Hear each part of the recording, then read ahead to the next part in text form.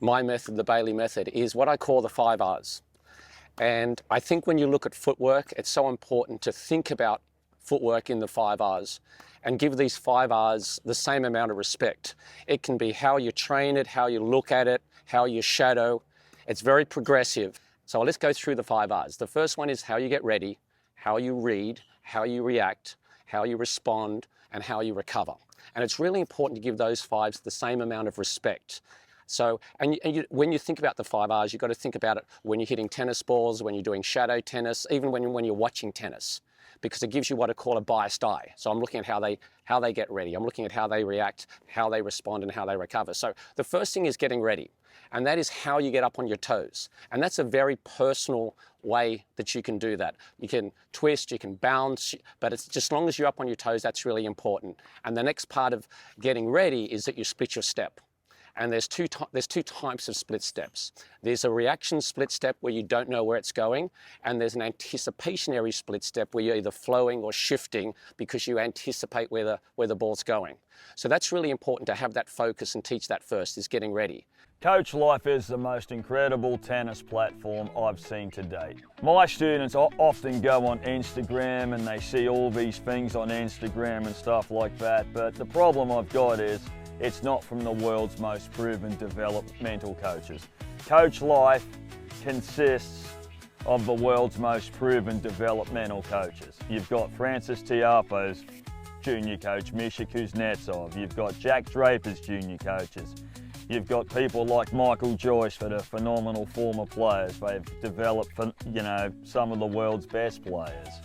Coach Life would have made me a better player had it existed back when I was a junior player.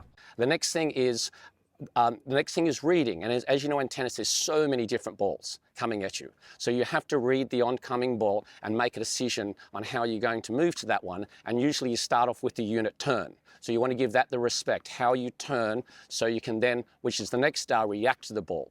And when you react to the ball, you have what I call outsteps. So there's all these different variations of outsteps, and you move into these different footwork corridors. And so it's really important to break down all these different outsteps.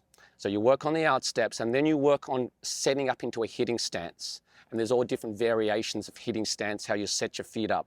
So there can be an open stance, it can be a running stance, you can have the weight on the back foot, semi-open stance, a neutral stance, and a closed stance. So there's all these different variations of stances.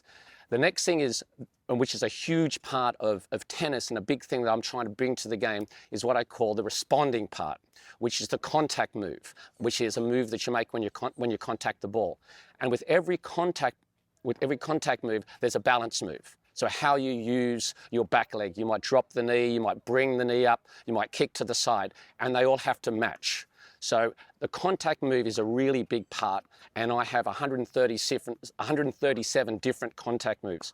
But in this series, we're going to talk really about the 4 basic athletic skills and how you can group those contact moves. So that's a really important concept, because I think the contact point is something that's really relevant to my system, to the 5 R's. And the last R is the recovery.